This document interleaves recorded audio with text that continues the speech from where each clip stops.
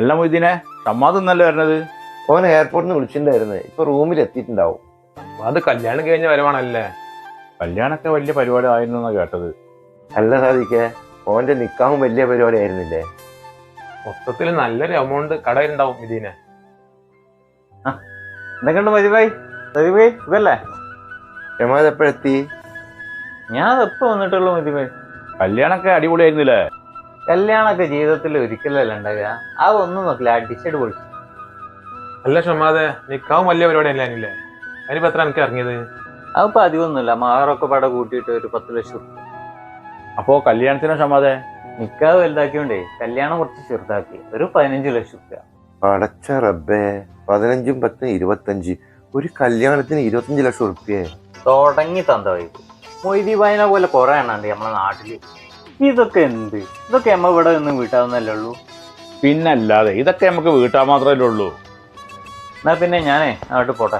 ഞാൻ വന്ന് കേറിയിട്ടേ ഉള്ളൂ. ഞാൻ കുറച്ച് കഴിഞ്ഞിട്ട് വരാം. നാട്ടിലത്തെ ചൂട് സഹിക്കാൻ പറ്റില്ല. എന്നാ ഞാൻ പോയി തരാം. 25 ലക്ഷം ഉറുപ്പ്യായി. സാധാരണക്കാരനൊരു പെര ഉണ്ടാക്കാനുള്ള പൈസ ഉണ്ട് മമ്മൂട്ടി. അത് എന്തൊക്കെ കല്യാണം നാട്ടിൽ നടക്കുന്ന സാധിക്കേ?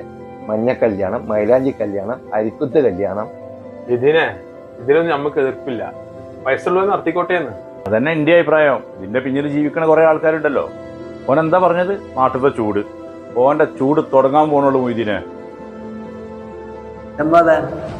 ഈ വന്നിട്ട് 6 മാസമായി. 2 മാസം കൊണ്ട് തരാറുന്ന പൈസ എന്റെ നമ്പർ കണ്ട ഞാൻ ഏതായാലും എടുക്കൂല. അതുകൊണ്ടാണ് വേറെ നമ്പർ ഞാൻ വിളിച്ചത്. ആദ്യേ ഈ കാര്യങ്ങളൊക്കെ എനിക്കറിയാം. പക്ഷെ ഞാനിപ്പോ കയ്യിന്ന് പോയി നിൽക്കാൻ. ഇൻഷാല്ലാ ഞാൻ അന്നെ വിളിക്കാം. ഈ ഇപ്പൊ ഒന്ന് വെക്ക്. പറച്ചോന് റിയാസ് ആണല്ലോ. ഇനിയിപ്പൊ ഞാൻ എന്താ അവനോട് പറയാ? റിയാസ് ഭായി, എന്താ സുഖല്ലേ? സുഖവിവരങ്ങളൊക്കെ അന്വേഷിക്കലടക്കട്ടെ. ഈ പൈസ തരാണ്ട് എത്ര ആയിപ്പോ? റിയാസ് ഭായി, നിങ്ങൾ എന്നെ ഇടങ്ങേറാക്കല്ലേ. എന്തെടങ്ങാറ്? ഇജ് സുഖമില്ലാതെ അല്ലെങ്കിൽ എന്തെങ്കിലും ഹോസ്പിറ്റൽ കേസിനും നല്ല ചെറുത് വാങ്ങിക്കണേ. ഇജയ് പൈസക്കാര് കളിച്ചനെ കണ്ടിട്ട് കളിച്ചാൽ നിന്നല്ലേ, അതുകൊണ്ട് ഒക്കെ ഉണ്ടാവും. ഷമ്മാദെ, ഞാൻ എനിക്ക് തന്ന പൈസ ഉണ്ടല്ലോ, അത് അബുട്ടിനടുത്ത് തിരിച്ചതാണ്. നാട്ടിൽ പോയപ്പോൾ എൻ്റെ അവസ്ഥ കണ്ടിട്ട് ഞാൻ വാങ്ങി തന്നതാണ്. ഈ കാരണത്താൽ ഞാൻ മോശക്കാരനായില്ലേ? ഹലോ ഫോൺ വെച്ചു.